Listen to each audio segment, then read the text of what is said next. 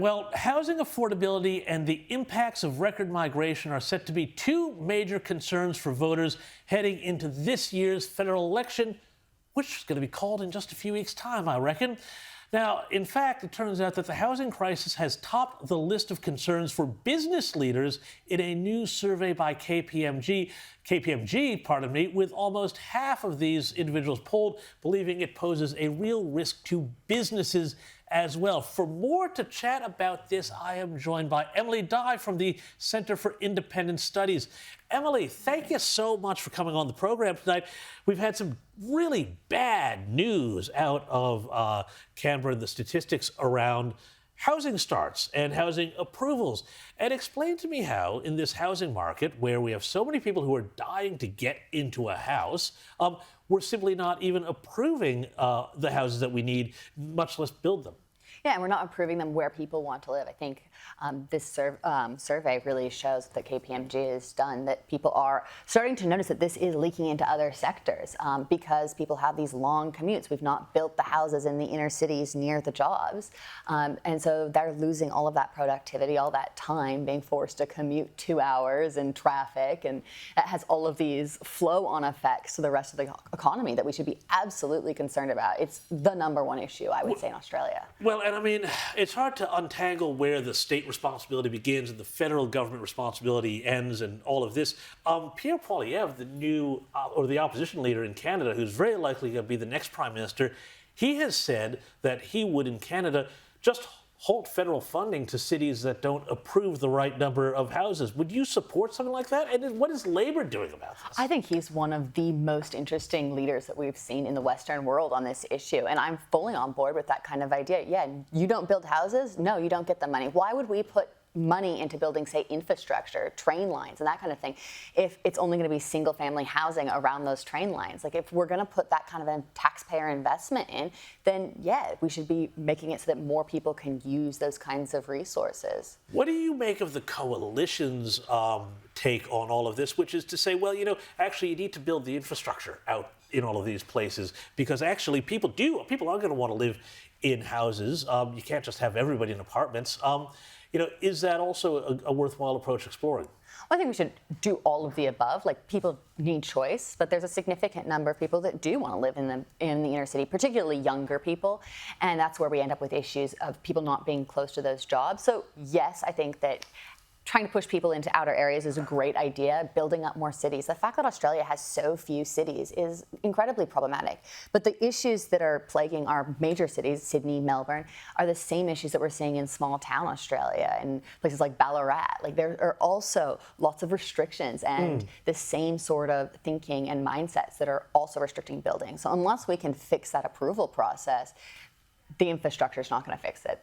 Now, we're talking about the supply here, but the other side to this equation is, of course, demand. And we've spoken about this before ourselves here. But this issue of migration here, we have been seeing a record surge in migrants over the past several years. We are in a per capita recession here. It's essentially, I think migration is the only thing the government has that's sort of propping up the official numbers. It looks a bit like a Ponzi scheme, frankly, to an awful lot of people. Why don't we just simply turn down that tap a bit? Because the more people you bring in, the more places people are going to need to live. It is supply and demand, isn't it? Well, demand is definitely part of the equation. I'm not going to say that no, immigration doesn't have any impact on the price of housing. However, it's not the cause. The cause is because we've restricted the amount of housing we can have. If we allow that to open up and we get those immigrants, say, building the houses, then we won't have the same problem that we have right now. But there's only a tiny number of people who come in on our skilled visa programs who are actually tradies. It seems like the idea that bringing in tradies to build more homes, to bring in more trades. It seems like you're sort of in a vicious cycle. What do we do about this economy that is, you know, we're not doing anything in terms of being more efficient. We're not doing reform. We're just simply, you know, relying on a few industries. And one of them is, frankly, you know, churning out visas. And what does that do for social cohesion? I think the efficiency thing is really interesting, particularly around visas. I think the right in particular, we're against the idea that the state would micromanage capital. Like, that's a very pro-capitalist idea. And yet when it comes to human capital, probably one of the most important sources of capital and growth for an economy. We want to dictate exactly what jobs, where people should be, how many, put these quota systems in place instead of letting the market act. And I think that would be the best policy, is allowing a more free market approach to immigration. Sure, but let me just put this one out here, because this is a fascinating discussion, and I think, there's an awful lot to unpick about this. If you treat something like migration, if you treat people as capital, i.e. just sort of, units within an economy, what do you do about the problem of people who want to come here? Maybe they want to make money, which is great, but they don't want to integrate. They want to, we've seen all sorts of problems with social cohesion in this country, where people have brought their animosities and their conflicts from overseas and are determined to act them out on the streets of our cities. Surely that's not a benefit of immigration. Well, I think there's two different questions when it comes to immigration. The economic question, which I think is pretty well solved by economists, that immigrants are a great boon. They provide lots of value. They contribute in more businesses.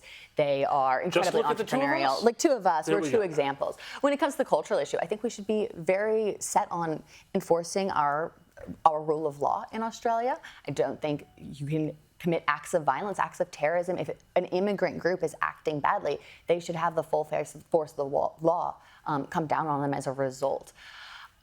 As long as we're enforcing our Australian ideas, people come and they're signing a social contract when they come to Australia that, yes, we're going to abide by what Australian society teaches. Our girls have to go to school if they're a culture that teaches that girls don't go to school. Hey, before we go, I want to talk also about misinformation, because this is, I think, one of the most sinister things that Labor has tried to pull was that misinformation bill. Now, they pulled the bill last year following a lot of opposition from the coalitions, and yes, let's give them some snaps. The Greens, thank you very much for this one thing, the broken clock, right twice a day.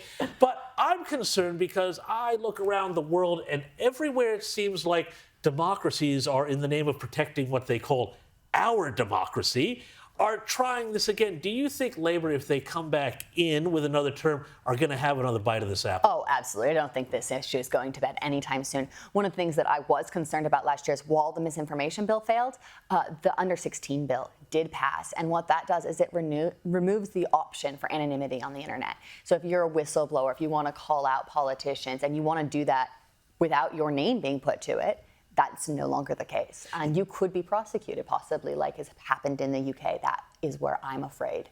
Yeah, no, fair enough. Listen, Emilie Dye, thank you so much for your time. Really appreciate it. Now,